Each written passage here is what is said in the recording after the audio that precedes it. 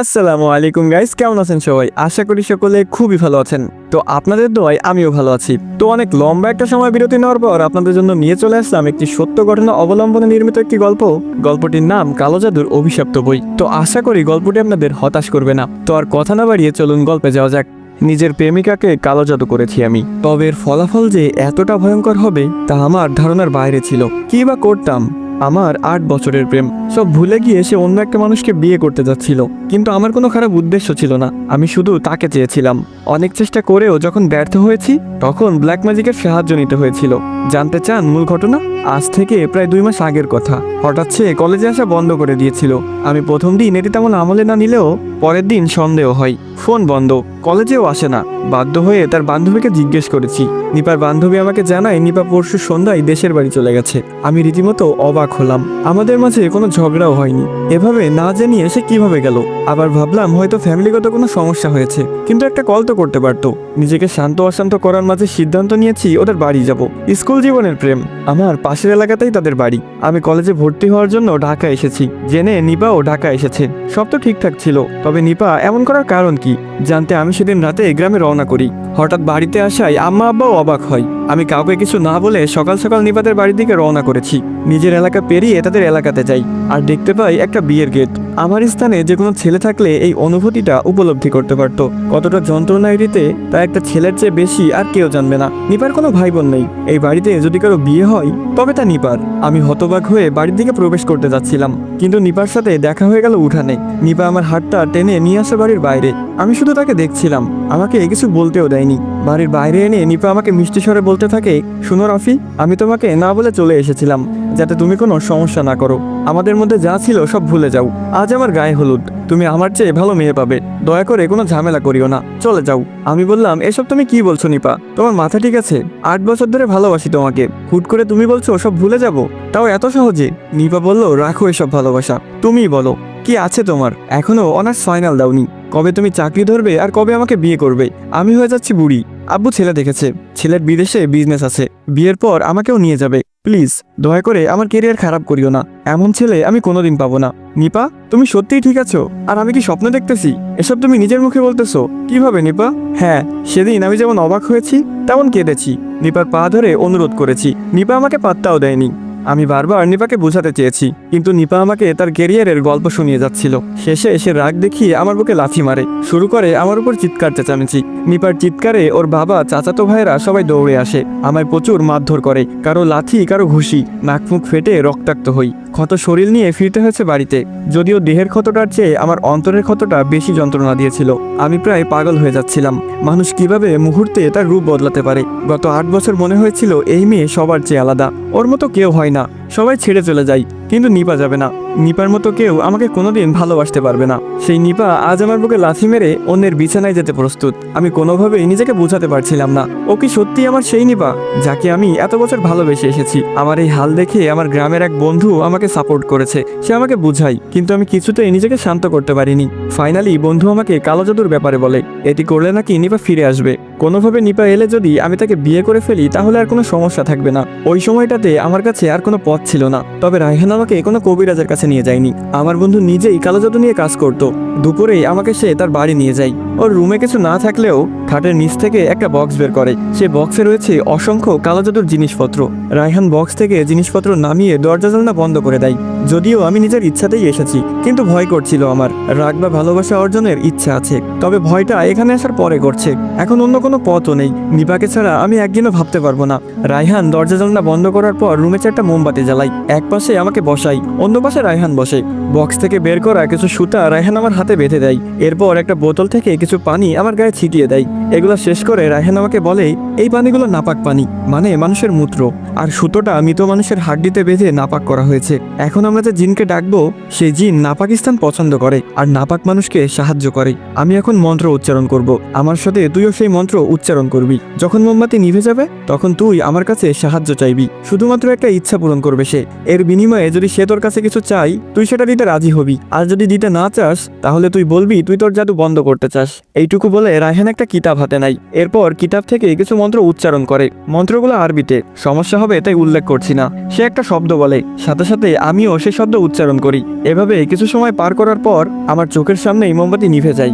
দরজা জ্বালানো বন্ধ থাকলেও বাহিরের আলো মোটামুটি রুমে ছিল। সেই আলোতে আমি রায়হানকে দেখতে পাচ্ছিলাম। রায়হান আমার দিকে তাকিয়ে গম্ভীর স্বরে বলে, বল তোর কোন ইচ্ছা পূরণ করব। আমার কাছে এই ব্যাপারটা হাস্যকর মনে হলো। কোনোভাবে এসব ভুয়া না তো? রায়হান কি আমাকে বোকা বানাচ্ছে? সান্ত্বনা দেওয়ার জন্য এসব করছে? কিন্তু তবুও আমার ইচ্ছার কথা বলি, ভুয়া হোক বা সঠিক, করতে যেহেতু এসেছি করেই ফেলি। আমি ভীত স্বরে রায়হানকে বললাম, আমার প্রেমিকা নিপার বিয়ে হয়ে যাচ্ছে। আমি চাই সে আমাকে বিয়ে করুক, আমার জন্য পাগল হয়ে যাক, আমার কাছে ছুটে আসুক। আমার আবদার শুনে রায়হান গম্ভীর স্বরে বলে, ঠিক আছে, কিন্তু এর বিনিময়ে আমাকে কারো জীবন দিতে হবে। কাকে হত্যা করে তুই তোর প্রেমিকাকে চাস? সত্যি বলতে তখনও আমার কাছে এটি মিথ্যা মনে হচ্ছিল, কিন্তু পরিস্থিতি অনুযায়ী আমিও বললাম, ওর চাচাতো ভাইয়ের জীবন নিয়ে নিপাকে আমার কাছে ফিরিয়ে দিন। নিপার চাচাতো ভাইয়ের নাম নেওয়ার একটি বড় কারণ রয়েছে আমার। সকালে ওর চাচাতো ভাই আমাকে সবচেয়ে বেশি মারধর করেছে। আমার কানে এখনো ব্যথা করছে। এত জোরে থাপ্পড় এর আগে আমাকে কখনো কেউ মারেনি। সবশেষে সে আমার মাকে নিয়েও গালি দিয়েছিল।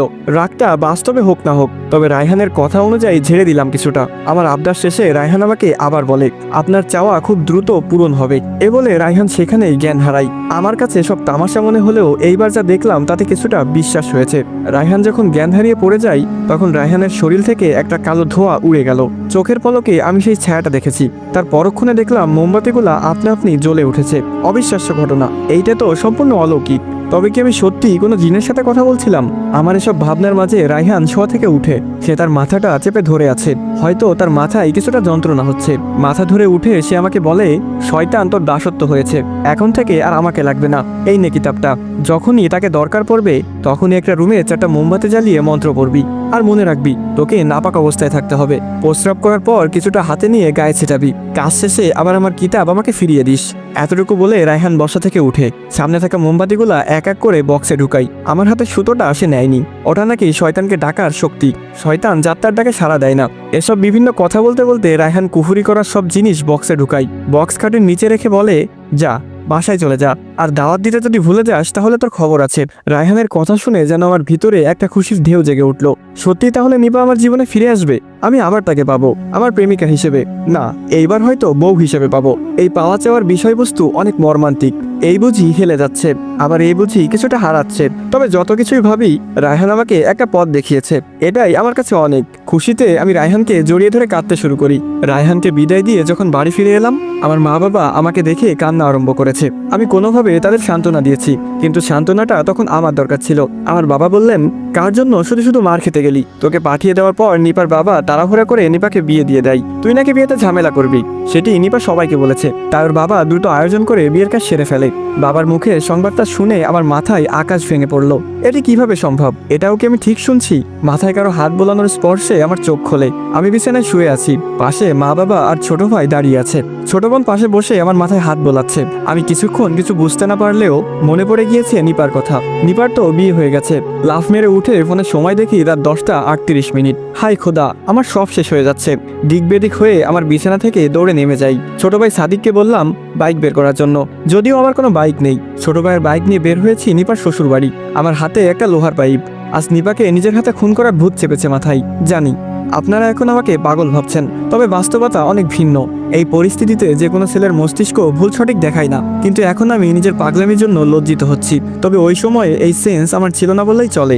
আমি বের হতে হতে এলাকা থেকে আরো 13 জন বন্ধুকে কল করেছি। ওরাও বাইক নিয়ে সামনে বাজারে অপেক্ষা করছে। ওদের কারো হাতে ছুরি, কারো হাতে পিস্তল রয়েছে। নিপা অন্যের খাতে যাওয়ার আগে আমার হাতে শেষ নিঃশ্বাস ত্যাগ করবে। প্রায় 1.5 ঘন্টা অতিক্রম করার পর নিপার শ্বশুর বাড়ি পৌঁছাই আমরা। বাইক থেকে নেমে এলোপাথারিভাবে যাকে পেয়েছি তাকে আঘাত করে যাচ্ছি। পিস্তল নেওয়ার উদ্দেশ্য শুধুমাত্র ভয় দেখানো। আঘাত করেছিলাম লোহা, SS পাইপ এসব দিয়ে। আমি আর আমার ভাই সহ 4 জন বাড়ির ভেতরে ঢুকে যাই। বাসরঘর সাজানো রুমের সামনে ফুল ভরা। দৌড়ে গিয়ে দরজায় লাথি মেরে দরজা ভেঙে ফেলেছিলাম। হয়তো রাগ মাথায় না থাকলে সারাদিন লাথি মেরেও দরজা ভাঙতে পারতাম না। তবে ওই সময়টাতে কিভাবে যেন ভেঙে ফেলেছি, তাই এখনও আমি বুঝতে পারছি না। আবার হতে পারে দরজাটা আগে থেকে দুর্বল ছিল। তবে রুমে ঢোকার পর যা দেখেছি তা দেখে আমার পুরো শরীর কাঁপতে শুরু করে। নিপার স্বামী শর্ট প্যান্ট ঠিক করে যাচ্ছে, আর নিপা পেটিকোট পরতেছে। তবে হাঁটু অবধি পড়েছে মাত্র, পুরোপুরি পরেনি। আমার স্থানে আপনি থাকলে কি করতেন? তার মানে এতক্ষণে নিপা তার সতীত্ব শেষ করে দিয়েছে। গত 8 বছরে যে মেয়েটার প্রাইভেট প্লেস আমি দেখার চেষ্টাও করিনি, একেবারে বিয়ের জন্য যত্ন করে রেখে দিয়েছিলাম, সেই মেয়েটা আজ অন্য পুরুষের সাথে এইভাবে। না সুমন ভাই, আমি এই অনুভূতি প্রকাশ করতে পারবো না, তবে যা পারবো বলছি। নিপাকে এই অবস্থায় পেয়ে আমার শ্বাসকষ্ট বেড়ে যায়। বুকের ঠিক বাঁ পাশে চিনচিন ব্যথা অনুভব করছিলাম। এতদিন মুভি বা গানে শুনতাম, কবিদের কবিতাতেও শুনতাম, নারীর কষ্টে বুকের বাঁ পাশের ব্যথাটা সত্যি সহ্য করার মতো নয়। আমার হাতের লোহার পাইপটা দিয়ে মনে হচ্ছিল নিজের বুকে নিজে ছিদ্র করে ফেলি। চোখটা ভিজে এসেছে আমার, হাত পা কাঁপতে থাকায় দাঁড়িয়ে থাকার শক্তি পাইনি। আমি সেখানেই বসে পড়েছিলাম। বসে শুধু ভেজা চোখে নিপার দিকে তাকিয়ে আছি। মানুষ এভাবেও রূপ বদলাতে পারে কিভাবে? এদিকে বাড়িতে হামলা করায় নিপার স্বামীর পরিবার থানায় কল দেয়। থানা বেশি দূরে ছিল না, হেঁটে গেলে 7 মিনিটের রাস্তা। পুলিশ চলে আসে বাড়িতে। আমার সাথীদের অনেকে পুলিশ দেখে পালায়, আমার ভাইও পালিয়ে যায়। শুধু আটকা পড়েছিলাম আমি সহ 3 জন। যখন পুলিশ আমাকে নিয়ে যাচ্ছিল, তখনও আমি নিপার দিকে এক দৃষ্টিটা তাকিয়ে আছি। আপনি বিশ্বাস করবেন না সুমন ভাই, ওই সময়ে আমার সত্যি বুকের ভেতরটা চিনচিন করে যাচ্ছিল। আমার ভিতরে কেউ চিৎকার দিয়ে কান্না করছে, তবে উপরে আমি একদম শান্ত। বসেছিলাম তাই দাঁড়াতে পারিনি। পুলিশ আমাকে টেনে টেনে নিয়ে যাচ্ছিল। এতে আমার একটা স্যান্ডেল ওদের বাড়িতেই থেকে যায়। 5 দিন পর আমি ছাড়া পেয়েছি জেল থেকে। কিভাবে মা বাবা বের করেছে তা আমি জানি না। কোনো উকিল ধরেছে হয়তো, কিছু টাকা জরিমানাও দিয়েছে, কিন্তু আমার কোনো হুদিস ছিল না। জেলে এই 5 দিন আমি পানি ছাড়া কিছুই খাইনি। কিভাবে খাবো বলেন? আমি এই সময়টা পার করে এসেছি। আমি জানি এটি কতটা ভয়ঙ্কর। আমি এইটাও জানি এই সময়ে আপনি নিজেকে চিনবেন না। আপনার ধ্যান থাকবে ওই মেয়েটাকে ঘিরে। আমারও কিভাবে 5 দিন কেটেছে আমি জানি না। আমি শুধু তাকে ভেবেছিলাম, পুরোনো দিনের কথাগুলো স্মরণ করেছিলাম। এই ভাবনা আর স্মরণে আমার সময়ের মরণ হয়ে গেছে। টের পাইনি কখন 5 দিন চলে গেছে। বাসায় যখন গাড়িতে নিয়ে যাচ্ছিল আমাকে, আমি কারোর সাথে 2টা কথাও বলিনি। কি বলবো? আমার কথা বলাও এখন যুদ্ধের সমান। বাসায় এসে নিজের রুমে গিয়েছিলাম। এরপর দরজা বন্ধ করে ইচ্ছামতো চিৎকার দিয়েছি। আমার এক একটা চিৎকারে নিপার সাথে কাটানো 8 বছর দেখতে পাচ্ছিলাম। মনের সব কষ্ট আজ উড়াতে চাচ্ছি। জানি লোকে আমাকে পাগল ভাবছে, কিন্তু আমি এটাও জানি এই চিৎকার তারাও দিত যদি তাদের সাথে আমার মতো কিছু ঘটতো। আমার দিনটা পুরো একঘেয়ে হয়ে গিয়েছে। একা সারাদিন রুমে বসে পাগল হচ্ছিলাম। আপনাকেও আমি তখন থেকে চিনেছি। 15 দিন পর, অর্থাৎ নিপের বিয়ের আজ 20 দিন, আমার ছোট ভাই একটা খবর পেয়েছে। সে দৌড়ে এসে আমাকে বলে, ভাইয়া ভাইয়া, নিপার জামাই নিপাকে ডিভোর্স দিয়ে দিয়েছে, ওদের ছাড়াছাড়ি হয়ে গেছে। ছোট ভাইয়ের মুখে কথাটা শুনে আমি কিছুটা অবাক হলাম। খুশি হয়েছি নাকি আফসোস করেছি আমি বুঝতে পারছিলাম না। আমি তো এটাও বুঝতে পারছিলাম না আমি কি রিয়াকশন দিব। হতবাক হয়ে আমি জানতে চাইলাম ঘটনার মূল কারণ, কিন্তু ছোট ভাই কোনো উত্তর দিতে পারেনি। সে শুধু ছাড়াছাড়ির খবরটাই পেয়েছে। আমি রুম থেকে উঠে বের হতে যাচ্ছিলাম, তখন আমার বাবা বলে, যে মেয়েটার জন্য আজ তোর এই হাল হয়েছে, সেই মেয়েটার জন্য তুই এখনো ছুটে যাচ্ছিস? আমার সম্মানের কথা একটা বারও ভাবলি না? আমার কোনো মূল্য নেই তোর কাছে? মানুষ আমাকে বাজারে ছি ছি করে যাচ্ছে, আমাদের কথা বাদ দে, অন্তত তোর লজ্জাবোধ হওয়া উচিত।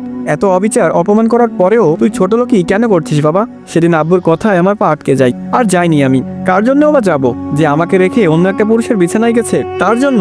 তবে ছাড়াছাড়ির কারণটা আমার জানতে ইচ্ছা হয়েছিল। বাবার কথায় সেটাও আর জানতে চাইছিলাম না। সোজা নিজের রুমে এসে পড়েছিলাম। যদি ঘটনা এভাবে শেষ হয়ে যেত তবে হয়তো ঠিক ছিল, কিন্তু ঘটনা যেন কেবল শুরু হয়েছে। 23 দিনের মাথায় ঘটে এক দুর্কল্পনা ঘটনা। খুব ভোরে আমার আচমকা ঘুম ভেঙে যায়। বাহিরে আলো পড়েছে বোঝা যাচ্ছে, কিন্তু বাড়ির সবাই ঘুম। আমার বুকের বাঁ পাশটায় চিনচিন ব্যথা উঠেছে। টেবিল থেকে পানির জগ নিয়ে আমি পানি খেতে যাই, কিন্তু জগে পানি না থাকায় জগ নিয়ে হাঁটা দিই কলপাড়ের দিকে। যখনই আমি দরজা খুলে বের হলাম, দেখতে পাই আমাদের উঠানে নিপা দাঁড়িয়ে আছে। আমি নিজের চোখকে বিশ্বাস করাতে পারছিলাম না। নিপার এই হাল কেন? চোখের নিচে কালো দাগ পড়ে গেছে। না, শুধু কালো দাগ না, যেন কেউ কালি মেখে দিয়েছে। চেহারা শুকিয়ে পুরো শুটকি হয়ে গেছে। গালের মাংস ঢুকে গিয়ে হাড্ডিগুলো ভেসে উঠেছে। শুধু তাই নয়, ওর হাত পা এত চিকন হয়েছে যা কল্পনাও করা যায় না। এ নিয়ে আমি নিপার 3টি রূপ দেখলাম। একটা প্রেমের সময়, আর একটা তার বিয়ের সময়, আরেকটা এখন দেখছি। এত রোগা কিভাবে হলো মেয়েটি? হাত থেকে আমার জগ পড়ে যায়। সে জগ পড়ার শব্দে হয়তো বাবার ঘুম ভেঙে গেছে। বাবা রুম থেকে বেরিয়ে এসে আমার পাশে দাঁড়াই, কিন্তু সামনে নিপাকে দেখতে পেয়ে বেশ রেগে যাই। দরজার সামনে পড়ে থাকা লাঠি নিয়ে বাবা নিপার দিকে তেড়ে যাচ্ছিল। আসসালামু আলাইকুম গাইস, কেমন আছেন সবাই? আশা করি সকলে খুবই ভালো আছেন। তো আপনারা এতক্ষণ শুনছিলেন সম্পূর্ণ সত্য ঘটনা অবলম্বনে নির্মিত কালো জাদুর অভিশপ্ত বই গল্পের প্রথম পর্ব। তো পর্বটি কেমন লাগলো সেটি অবশ্যই কমেন্ট করে জানাবেন, এবং পরবর্তী পর্ব পেতে হলে বেশি বেশি করে লাইক এবং কমেন্ট করতে হবে, কারণ আপনাদের প্রতিটি লাইক এবং কমেন্ট আমাকে পরবর্তী ভিডিও বানাতে উৎসাহিত করে। তো ভালোবাসার মানুষেরা, আপনারা চাইলেই কিন্তু গল্পটি শেয়ার করে আপনার কিছু প্রিয় মানুষকে গল্পটি শোনার সুযোগ করে দিতে পারেন। আর যারা ইউটিউব থেকে দেখছেন তারা অবশ্যই চ্যানেলটি সাবস্ক্রাইব করে দিবেন, আর যারা টিকটক থেকে দেখছেন তারা একটু বেশি বেশি করে কপি লিংক করে দিবেন। তো আজকের মতো এই পর্যন্তই, দেখা হচ্ছে পরবর্তী পর্বে। ভালো থাকবেন, সুস্থ থাকবেন। আল্লাহ হাফিজ গাইজ।